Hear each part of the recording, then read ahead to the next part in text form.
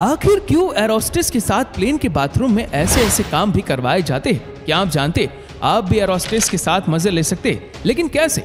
और flight attendant को ऐसी ट्रेनिंग दी जाती है कि वो 2-4 सेकंड में ही किसी पैसेंजर्स को देखकर ये जान लेती है कि कौन सा पैसेंजर प्लेन में प्रॉब्लम खड़ी कर सकता है और खराब लोगों को वो बहुत ही आराम से हैंडल कर सकती है। नंबर 1, सोने की स्पेशल जगह। जब प्लेन का सफर काफी लंबा होता है तो लोग अपनी सीट पर आराम से सो जाते हैं, लेकिन जो एरोस्टेस होती है क्या वो ऐसे ही खड़ी होकर अपना पूरा सफर कंप्लीट करती है? तो आपको बता दें कि ऐसा नहीं है।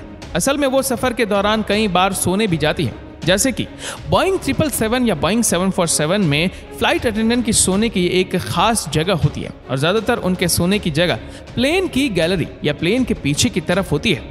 Number 2, dating.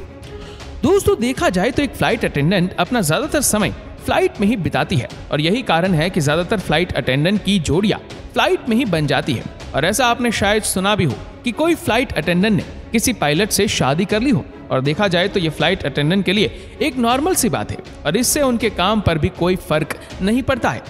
Number 3, the mile high club. वैसे हो सकता है ये वर्ड आपने फ्लाइट में कई बार सुना हो, लेकिन ये वर्ड उन लोगों के लिए इस्तेमाल किया जाता है जो फ्लाइट के बाथरूम में उत्तेजना भरे काम करते हैं। और फ्लाइट अटेंडेंट इस बात पर भी खास नजर रखती है कि कोई 2 लोग एक साथ बाथरूम में ना घुस जाए, और अगर गलती से भी वो ऐसा करते हुए पकड़े जाते हैं तो उनके ऊपर एक्शन लिया जाता है और वो हो सकता है कि उन्हें आने वाली हवाई यात्रा के लिए बैन भी कर दे।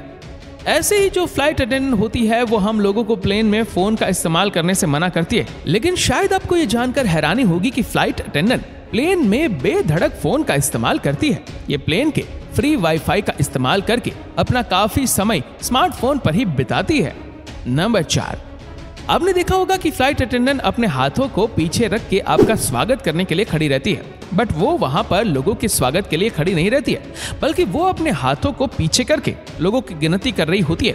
यानी कि वो ये देखती है कि कितने लोग फ्लाइट में जा रहे या जा चुके हैं, और अगर वो सामने से अपने उंगलियों की मदद से लोगों को गिनती है तो शायद लोगों को ये लगे कि फ्लाइट अटेंडेंट उनकी रिस्पेक्ट नहीं कर रही है, और इसी वजह से वो अपने हाथों को पीछे रखकर लोगों की गिनती करती है।